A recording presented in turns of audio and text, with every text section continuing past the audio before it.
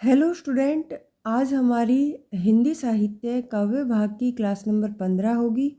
ये क्लासें NVS KVS एएमआरएस तीनों के लिए महत्वपूर्ण है। बाकी जो जहाँ भी हिंदी साहित्य पूछा जाता है उन सभी के लिए महत्वपूर्ण है, जैसे HTET, DSSB, RPSC first grade, second grade. आप किसी भी एग्ज़ाम की तैयारी कर रहे हैं जहाँ पर हिंदी साहित्य पूछा जाता है उन सभी के लिए क्लासें क्या है, महत्वपूर्ण है।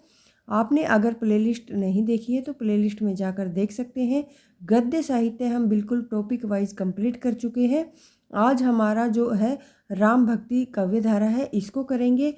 जो भक्ति काल की क्या है अंतिम क्लास होगी। इसके बाद बस भक्ति काल के पीवाईक्यू है वो करवाऊंगी, फिर हम रीतिकाल पर आ जाएंगे। रीतिकाल तो हमारा बहुत ही छोटा है। तो इस प्रकार से हम जल्दी ही हिंदी साहित्य कंप्लीट करने वाले हैं। इन क्लासों के साथ जुड़कर आप अपनी तैयारी को कर सकते हैं। और अगर आपको हिंदी साहित्य की पीडीएफ चाहिए तो उसके लिए आपको डिस्क्रिप्शन में टेलीग्राम का लिंक मिल जाएगा। वहाँ पर आपको ये पीडीएफ नाम मात्र का शुल्क देकर प्राप्त कर सकते हैं और आप मुझे मैसेज करके इसके बारे में जानकारी ले सकते हैं। चलिए शुरू करते हैं आज की क्लास को। आज हम पढ़ेंगे क्या, राम भक्ति काव्य धारा। हिंदी साहित्य के स्वर्ण युग की संज्ञा प्राप्त भक्ति काल की सगुण भक्ति धारा की वह धारा सगुण भक्ति की वह धारा जिसमें राम का गुणगान किया गया हो, राम भक्ति क्या आएगा, राम भक्त नहीं भक्ति आएगा, राम भक्ति काव्य धारा कहलाती है। और राम भक्ति का जो मूल आधार है वो क्या है, वाल्मीकि कृत रामायण है। संस्कृत से आरंभ हुई राम काव्य परंपरा पाली प्राकृत अपभ्रंश से होती हुई हिंदी में आई। ये क्रम पूछा जा सकता है, पाली प्राकृत और फिर क्या है अपभ्रंश, उससे होती हुई क्या है हिंदी में आई। संस्कृत में कालिदास द्वारा रचित रघुवंशम भवभूति द्वारा रचित उत्तर रामचरित में राम कथा वर्णित है। देखिए कालिदास की रचना है रघुवंशम, उसमें राम क्या है राम कथा का वर्णन है। और भवभूति की एक रचना है कौन सी, उत्तर रामचरित। उत्तर रामचरित किसकी रचना है, भवभूति की, इसमें भी राम कथा का वर्णन है। महाभारत के अर्ण्य और द्रोण शांत पर्व में राम कथा का उल्लेख है। देखिए पूछा जाएगा महाभारत के कौन कौन से पर्व में जो है राम कथा का उल्लेख है, तो आरण्यक, द्रोण और शांत पर्व, इन तीनों में क्या है राम कथा का उल्लेख है। बौद्ध जातक कथाओं में दशरथ जातक, अनारगर्क जातक में क्या है ये राम कथा का उल्लेख है। देखिए यहाँ पर बताया गया है कि राम कथा का उल्लेख हमें कहाँ कहाँ मिलता है। आप अच्छे से एक एक लाइन को पढ़ लेंगे। आगे देखिए जैन रचनाकारों ने भी राम कथाएँ लिखी हैं। पौम चरियम है, देखिए यहाँ पर ये विमल सूरी की है। सिया चरियम ये भुवनतुंग सूरी की है। रामचरियम ये भी किसकी है, भुवनतुंग सूरी की है। और अपभ्रंश में स्वयंभू ने राम कथा को आधार बनाकर पौम चरिय की रचना की है। देखिए विमल सूरी की है वो तो पौम चरियम है, और जो स्वयंभू की है वो क्या है, पौम चरियु है। अच्छे से ये अंतर आपको याद हो जाना चाहिए, क्योंकि रचना और रचनाकार की दृष्टि से पूछा जा सकता है और सत्य असत्य में भी पूछा जा सकता है। जैसे स्वयंभू ने राम कथा को आधार बनाकर पौम चरियम की रचना की, तो ये सत्य असत्य में हम इस प्रकार से क्या है अलग कर सकते हैं। पौम चरियु किसकी रचना है, स्वयंभू की। पौम चरियम किसकी है, विमल सूरी की रचना है। और ये सभी राम काव्य पर क्या है आधारित है। आगे देखिए पुष्प दंत ने महापुराण में राम कथा का वर्णन किया है। बांग्ला भाषा में कृतिवास रामायण है। तमिल में महर्षि कंब ने क्या है कंब रामायण की रचना की है। तेलुगु भाषा में पूछा जाता है, तेलुगु भाषा में महर्षि रंग ने रंग रामायण की रचना की है। बांग्ला में कौन सी कृतिवास रामायण मोस्ट इम्पोर्टेंट है। तमिल में कौन सी है, महर्षि कंब द्वारा रचित कंब रामायण, ये तमिल की है। और तेलुगु में क्या है रंग की, तेलुगु में महर्षि रंग की जो रंग रामायण है, कौन सी भाषा में, तेलुगु में। आगे देखिए हिंदी के प्रथम महाकाव्य पृथ्वीराज रासो के दशावतार समय में राम कथा का उल्लेख मिलता है। देखिए पृथ्वीराज रासो है जो हमने ऊपर पढ़ी थी चंद बरदाई की, उसके दशाव अवतार समय है जो उनका, जो मैंने बताया था उसके समय दिए गए थे, शायद 69 समय है उसमें, तो उसके दशावतार जो समय है उसमें राम कथा का उल्लेख क्या है मिलता है। अलवार आएगा यहाँ पर। अलवार संतों में षटकोप नकमाल वार को राम की पादुका का अवतार माना जाता है। वैष्णव भक्ति के 4 संप्रदायों में से किसी भी संप्रदाय का संबंध राम भक्ति से नहीं है। नहीं है का ध्यान रखना। जो वैष्णव भक्ति के हमने ऊपर 4 संप्रदाय पढ़े थे उनमें से किसी का भी संबंध किससे, राम भक्ति से नहीं है। वो चारों संप्रदाय कृष्ण भक्ति के हैं। और आगे है, भक्ति के आदि आचार्य रामानुजाचार्य ने श्री संप्रदाय का प्रवर्तन किया जिसमें विष्णु की उपासना पर बल दिया गया। आगे है, भक्ति के आदि आचार्य रामानुज आचार्य ने श्री संप्रदाय का प्रवर्तन किया जिसमें विष्णु की उपासना पर बल दिया गया। ये लाइन हम पढ़ चुके हैं। आगे है, विशिष्ट द्वैतवाद के संस्थापक कौन? रामानुजाचार्य को लक्ष्मण अथवा शेषनाग का अवतार माना जाता है। किसको? जो विशिष्ट द्वैतवाद के क्या है संस्थापक है रामानुजाचार्य, उनको क्या है लक्ष्मण और अथवा शेषनाग का क्या है अवतार माना जाता है। उत्तर भारत में राम भक्त के प्रवर्तक कौन है? रामानंद माने जाते हैं। राम भक्ति आएगा, ये भक्त नहीं आएगा यहाँ पर। राम भक्ति के जो प्रवर्तक हैं वो कौन है? रामानंद है। विष्णुदास द्वारा रचित रामायण कथा हिंदी राम काव्य परंपरा का प्रथम ग्रंथ है। देखिए, विष्णुदास की एक रचना है, कौन सी? रामायण कथा। वो क्या है? हिंदी राम काव्य परंपरा का प्रथम ग्रंथ है। आगे है, राम भक्ति के जो प्रमुख कवि हैं उनके बारे में हम डिटेल से पढ़ेंगे। पहले हमारे जो राम भक्ति के कवि आते हैं वो कौन है? रामानंद, जिनका जन्म 1368 में हुआ और मृत्यु क्या है 1468 में हुई। इनका जन्म स्थान है काशी। राघवानंद के शिष्य थे। रामानंद किसके शिष्य थे? राघवानंद के। ये रामानुज आचार्य की शिष्ट परंपरा में 14वीं पीढ़ी में पैदा हुए थे। उनके शिष्य की जो संख्या है वो कितनी? 12 मानी जाती है। कबीर, रविदास, धन्ना, पीपा, सीन, अनंतानंद और भावानंद, सुरसुरानंद, सुखानंद, नरहरियानंद, सुरसुरी, पद्मावती, ये सभी उनके शिष्य हैं। रामानंद ने अछूत समझी जाने वाली जाति के लोगों को भी अपना शिष्यत्व क्या है प्रदान किया था। रामानंद को उत्तर में भक्ति आंदोलन का जनक माना जाता है। भक्ति आंदोलन का जनक अगर आपसे उत्तर में पूछा जाता है उत्तर भारत में, तो वो कौन थे? रामानंद थे। इन्होंने विष्णु के स्थान पर राम उपासना का प्रचलन किया। रामावत संप्रदाय के संस्थापक थे। रामावत संप्रदाय का जो मूल मंत्र है वो श्री सीताराम है। इन्होंने धर्मांतरित हिंदुओं को राम तारक मंत्र देकर पुण्य हिंदू धर्म में क्या है स्थान दिया। रामानंद ने काशी में बैरागी दल का गठन किया। किसने किया था? बैरागी दल का जो गठन है वो रामानंद ने। कहाँ पर? काशी में। आचार्य हजारी प्रसाद द्विवेदी ने रामानंद को आकाश धर्मगुरु कहा। मोस्ट इम्पोर्टेंट लाइन है, बहुत बार पूछी जा चुकी है। क्या कि रामानंद को आकाश धर्मगुरु किसने कहा था? तो हजारी प्रसाद द्विवेदी ने कहा था। हनुमान जी की जो प्रसिद्ध आरती है, आरती कीजिए हनुमान लला की, इन्हीं की रचना है। श्री रामार्चन पद्धति रामानंद की रचना है और ये संस्कृत भाषा में है। योग चिंतामणि, राम रक्षा स्तोत्र, इनकी हिंदी की रचनाएं हैं। और इन रचनाओं में रामचंद्र शुक्ल जी ने क्या है इन रचनाओं को किसने? रामचंद्र शुक्ल जी ने रद्दी ग्रंथ कहा। किसको? योग चिंतामणि और राम रक्षा स्तोत्र को।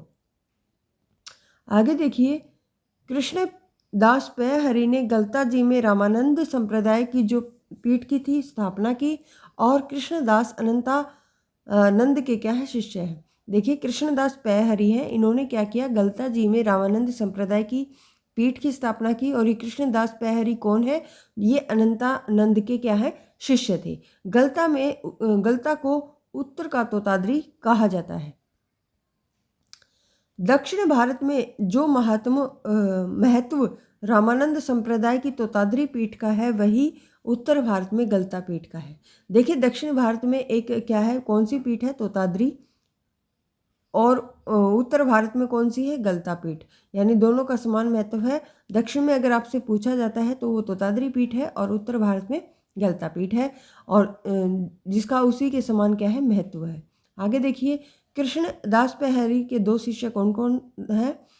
कृष्णदास पैहरी के दो शिष्य अग्रदास और किलदास हैं। अग्रदास ने राम भक्ति में रसिकता का समावेश किया। किसने? अग्रदास ने। इन्होंने रसिक शाखा का क्या है, प्रवर्तन किया। रसिक शाखा की प्रमुख पीठ क्या है, रेवासन सीकर है। ये देखिए अग्रदास है, इन्होंने रसिकता का क्या है, समावेश किया और रसिक शाखा का प्रवर्तन किया। किसने? अग्रदास ने। पूछा जा सकता है रसिक शाखा का प्रवर्तन करने वाले कौन है, तो वो अग्रदास है। और कहाँ पर किया इन्होंने? रेवासन। ये कहाँ पर है? सीकर में। आगे देखिए, अग्रदास जी स्वयं को जानकी की सखी मानकर अग्र अली नाम से काव्य रचना करते थे। अग्रदास की जो रचनाएं हैं वो कौन कौन सी हैं? राम भजन मंजरी, ध्यान मंजरी, उपासना बावरी, अष्टयाम आदि इनकी रचनाएं हैं। किसकी? अग्रदास की। राम भक्ति क्या है, उसकी तपसी शाखा। पहला तो प्रश्न यह आ सकता है कि तपसी शाखा का संबंध कौन सी भक्ति से है, तो हमारी राम भक्ति से है। और इसके जनक कौन है? किलदास है। तपसी शाखा के कौन है? रसिक शाखा का मैंने आपको ऊपर बता दिया, अग्रदास है। और तपसी शाखा के कौन है? किलदास है। शाखा को आगे बढ़ाने का जो श्रेय है वो द्वारकादास को दिया जाता है। इसको आगे बढ़ाने का श्रेय किसको दिया जाता है? द्वारकादास को दिया जाता है। भक्तमाल परंपरा के प्रवर्तक कौन है? नाभादास है, और जो अग्रदास के शिष्य थे। और नाभादास का जो वास्तविक नाम है वो नारायण दास है। इंपॉर्टेंट है, कई बार इनका वास्तविक नाम भी पूछ लिया जाता है। और आगे है, दादू दयाल के शिष्य राघव दास ने भी भक्तमाल की रचना की है, जिसमें दादू के 52 शिष्यों का क्या है, वर्णन दिया गया है। राम भक्ति आएगा। राम भक्ति की जो रसिक शाखा है वो क्या? राम भक्ति की रसिक शाखा और कृष्ण भक्ति के हरिदासी संप्रदाय को बच्चन सिंह ने जुड़वा भाई कहा है। मोस्ट इंपोर्टेंट है। देखिए कृष्ण भक्ति का हमारा संप्रदाय है कौन सा? हरिदासी संप्रदाय। और राम भक्ति का रसिक शाखा, इसको क्या है? बच्चन सिंह ने जुड़वा भाई कहा है। पूछा जा सकता है कि कौन सी दो रचनाओं को बच्चन सिंह ने क्या है, जुड़वा भाई कहा, तो राम भक्ति की रसिक शाखा और कृष्ण भक्ति का हरिदासी संप्रदाय, इनको क्या है? जुड़वा भाई कहा है। आगे देखिए, सत्यवती कथा के जो रचयिता है ईश्वर दास, उन्होंने राम भक्ति से संबंधित पदों की रचना की है। आगे है तुलसीदास, इनके बारे में हम पढ़ते हैं। तुलसीदास अगर राम भक्ति शाखा में सबसे माने जाने वाले कौन से कवि हैं, वो है तुलसीदास। इनका जन्म कब हुआ था? 1532 ईस्वी में हुआ था, जिला बांदा उत्तर प्रदेश में। कौन से में? जिला बांदा उत्तर प्रदेश। इनके पिता का नाम आत्माराम दुबे है और माता का नाम हुलसी है। राम भक्ति शाखा के सर्वश्रेष्ठ क्या है? कवि हैं कौन? तुलसीदास। नाभादास ने कली काल का वाल्मीकि कहा है। नाभादास ने तुलसीदास को कली काल का वाल्मीकि कहा है। रामचंद्र शुक्ल जी ने हिंदी का जातीय कवि, भारतीय जनता का प्रतिनिधि, हिंदी साहित्य के गगन का सूर्य कहा है। और आप मुझे कमेंट बॉक्स में बताएंगे कि रामचंद्र शुक्ल जी ने गगन का चंद्रमा किसे कहा है। देखिए सूर्य तो तुलसीदास को कहा है और चंद्रमा आपसे पूछा जाता है तो वो कौन होंगे? आप इस उत्तर का क्या प्रश्न का उत्तर है वो कमेंट बॉक्स में मुझे देंगे। डॉक्टर बच्चन ने रूपकों का बादशाह कहा। डॉक्टर बच्चन ने तुलसीदास को क्या कहा? रूपकों का बादशाह। तुलसीदास ने अपनी पत्नी रत्नावली के प्रति अत्यधिक क्या थे? आसक्त थे। ये रत्नावली द्वारा धिक्कारने के बाद भक्ति मार्ग की ओर क्या है? प्रवृत्त हुए थे। माता पिता द्वारा त्याग दिए जाने पर तुलसी का लालन पालन किसने किया था? चुनिया नाम की दासी ने किया था। तुलसीदास ने काशी जाकर शेष सनातन जी महाराज की पाठशाला में विद्या का अध्ययन किया। तुलसी के गुरु नरहरि दास माने जाते हैं। कौन? नरहरि दास किसके गुरु हैं? तुलसीदास के।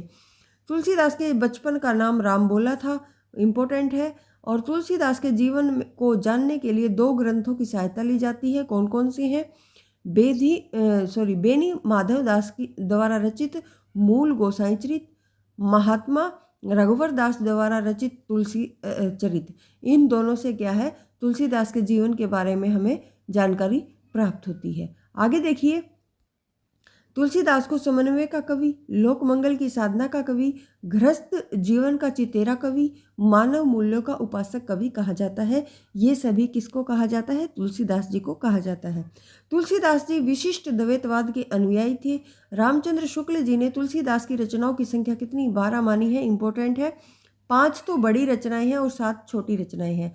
जो बड़ी रचनाएं हैं वो कौन कौन सी हैं? जो रामचंद्र शुक्ल जी ने मानी है, रामचरितमानस, विनय पत्रिका, कवितावली, गीतावली, दोहावली, ये क्या है? हमारी बड़ी रचनाएं हैं 5, और 7 हमारी छोटी रचनाएं हैं। कौन कौन सी हैं वो? वैराग्य संदीपनी, रामज्ञा प्रश्नावली, कृष्ण गीतावली, और क्या है? रामलला नहछु, ब्रवे रामायण, पार्वती मंगल, जानकी मंगल। ये क्या है? छोटी रचनाएं हैं। आगे है हनुमान बाहुक, तुलसीदास की अंतिम रचना मानी जाती है और बाहुक पीड़ा से मुक्ति पाने के लिए इन्होंने रचना की थी। ये स्वतंत्र रचना न होकर कवितावली का ही भाग है। हनुमान बाहुक है, ये कौन सा? कवितावली का ही भाग माना जाता है, और ये क्या है? तुलसीदास की अंतिम रचना है। आगे देखिए, डॉक्टर बच्चन ने हनुमान बाहुक को मृत्यु पीड़ा की चीख कहा। मोस्ट इम्पोर्टेंट लाइन है। डॉक्टर बच्चन सिंह ने कौन सी कृति को, तुलसीदास की कौन सी कृति को मृत्यु पीड़ा की चीख कहा? तो हनुमान बाहुक को। तुलसीदास की जो ख्याति का आधार है वो कौन सा ग्रंथ है? रामचरितमानस। मोस्ट इम्पोर्टेंट है। ये कितने कांडों में विभक्त है? तो 7। इनका क्रम भी आपको याद होना चाहिए। पहले आएगा हमारा बाल कांड, फिर अयोध्या कांड, अरण्य कांड, किष्किंधा कांड, सुंदर, लंका और उत्तर। ये सभी क्या है? रामचरितमानस के कांड है, जो आपको क्रम के अनुसार याद होने चाहिए। कई बार इनको क्रम के अनुसार लगाना आता है। बाल कांड जो है रामचरितमानस का सबसे बड़ा, और किष्किंधा सबसे छोटा है। किष्किंधा कांड की जो रचना है ये गोस्वामी ने कहाँ की थी? काशी में रहकर की थी, और बाकी 6 की अयोध्या में की थी। किष्किंधा की रचना कहाँ की थी? काशी में। बाकी सभी की अयोध्या में की थी। रामचरितमानस को जो लिखने का समय है वो कितना लगा था? 2 वर्ष 7 माह 26 दिन लगे थे। रामचरितमानस जो इन्होंने लिखी थी उसमें कितना समय लगा था? 2 वर्ष 7 माह 26 दिन। रामचरितमानस की रचना 1574 ईस्वी से 1576 ईस्वी तक हुई थी। आगे देखिए, रामचरितमानस को रामचंद्र शुक्ल जी ने लोगों का हृदय हार कहा। मोस्ट इम्पोर्टेंट लाइन है। रामचरितमानस दोहा चौपाई शैली में अवधी भाषा में रचित है। तुलसीदास की अवधी प्रेनिष्ठित प्रेमार्जित अवधि है, जबकि जायसी की ठेठ अवधि है। देखिए, अगर आपसे पूछा जाता है तुलसीदास की अवधी भाषा कैसी थी, तो प्रेनिष्ठित और प्रेमार्जित थी, जबकि जायसी की क्या थी? ठेठ देहाती अवधि थी। रामचरितमानस तुलसीदास के क्या है? युवा काल की रचना है। रामचरितमानस उनके युवा काल की रचना है। मानस को केंद्र में रखकर तुलसी की साहित्य की सृजना को 2 भागों में बांटा गया है। प्रथम भाग में रामचरितमानस तक की रचनाएं आती हैं, जो इस प्रकार है: वैराग्य संदीपनी, रामज्ञा प्रश्नावली, रामलला नहछु, जानकी मंगल, रामचरितमानस। दूसरे भाग में ये रचनाएं आती हैं, कौन कौन सी? पार्वती मंगल, कवितावली, कृष्ण गीतावली और गीतावली, विनय पत्रिका, दोहावली, ब्रवे रामायण, और ये कवितावली। आगे है, गोस्वामी ने तत्कालीन समय में प्रचलित दोनों काव्य भाषा में में क्या है? काव्य रचना की। प्रबंध के लिए उन्होंने अवधि का सहारा लिया, और गीत कवित सवैया छप्य पद्धति के लिए ब्रज भाषा का। वैराग्य संदीपनी, रामज्ञा प्रश्नावली, जानकी मंगल, पार्वती मंगल, ब्रवे रामायण, रामलला नहछु व रामचरितमानस, ये अवधि की रचनाएं हैं। मोस्ट इम्पोर्टेंट है। आपसे अलग अलग पूछा जाता है कि कौन सी रचना कौन सी भाषा में है, तो ये रचनाएं सभी किस में है? अवधि भाषा में है। और गीतावली, कृष्ण गीतावली, दोहावली, विनय पत्रिका, ये सभी कवितावली, ये रचनाएं कैसी हैं? ब्रज भाषा में है। सूफी कवियों की जो दोहा चौपाई पद्धति है उस पर रामचरितमानस की रचना की गई है। संतों की नीति संबंधी बानी दोहा पद्धति पर आधारित रचना कौन सी है? दोहावली है। विनय पत्रिका ब्रज भाषा की रचना है, और कैसी है? गीति मुक्तक है।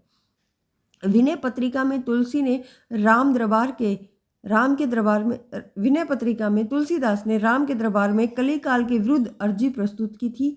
इस अर्जी को राम तक लेकर हनुमान जी गए थे, किंतु सीधे न देकर सीता जी के माध्यम से दी गई थी। विनय पत्रिका शांत रस में क्या है, शांत रस की प्रधानता है। रामचरितमानस कवितावली के उत्तरकांड में कली काल के दुष्प्रभाव का वर्णन है। विनय पत्रिका को भक्तों का कंठहार कहा गया है। बरवे रामायण की रचना तुलसीदास ने अपने मित्र रहीम के कहने पर की थी। मोस्ट इंपोर्टेंट लाइन है, बरवे रामायण की रचना है तुलसीदास ने अपने मित्र रहीम के अनुरोध पर की थी। आगे है रामज्ञा प्रश्नावली, ज्योतिष शास्त्र संबंधी ग्रंथ है और इसकी रचना पंडित गंगाराम ज्योतिषी के अनुरोध पर की थी। देखिए, अगर आपसे बरवे रामायण की रचना पूछी जाती है तो किसके अनुरोध पर की थी? रहीमदास। और रामज्ञा प्रश्नावली की रचना क्या है? पंडित गंगाराम ज्योतिषी के अनुरोध पर की थी। और ये कैसा है? रामज्ञा प्रश्नावली ज्योतिष शास्त्र संबंधी ग्रंथ है। कृष्ण गीतावली की रचना तुलसीदास ने वृंदावन के समय की थी। ये नंददास से क्या है, मिलने के प्रयोजन से की थी। कौन सी? कृष्ण गीतावली। आगे देखिए, वैराग्य संदीपनी तुलसीदास की प्रथम रचना है। इसे अखिल ज्ञान का स्रोत कहा जाता है। मोस्ट इंपोर्टेंट है, पूछा जाएगा तुलसीदास की कौन सी रचना को अखिल ज्ञान का स्रोत कहा जाता है, तो वो कौन सी रचना है? वैराग्य संदीपनी। और ये तुलसीदास की प्रथम रचना है।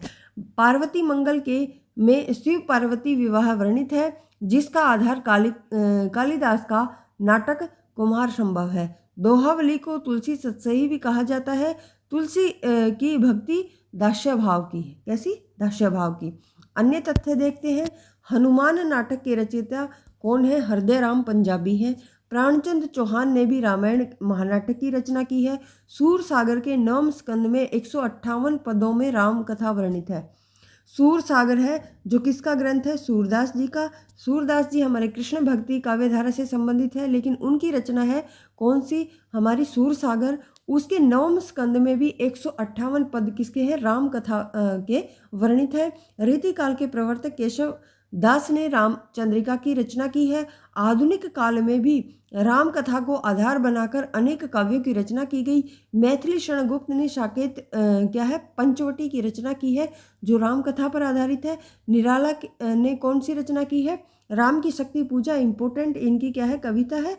तुलसी राम काव्य से संबंधित है रचनाएं की है। आगे देखिए, तुलसी किसकी रचना है? तुलसी भी हमारी तुलसीदास, ये भी निराला की रचना है। राम की शक्ति पूजा, ये दोनों राम भक्ति काव्य से संबंधित है। द्विवेदी युग में रामचरित उपाध्याय ने रामचरित चिंतामणि की रचना की। देखिए, रामचरित उपाध्याय कौन से युग के कवि हैं? द्विवेदी युग के। इन्होंने रामचरित चिंतामणि की रचना की है।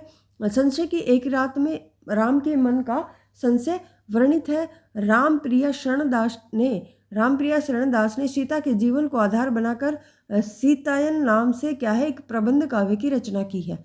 आगे देखिए, जगदीश गुप्त ने भूल बालक शंभुक के जीवन पर शंभुक रचना की है। आगे देखिए, खड़ी बोली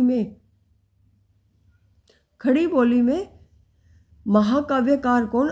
हरियोध।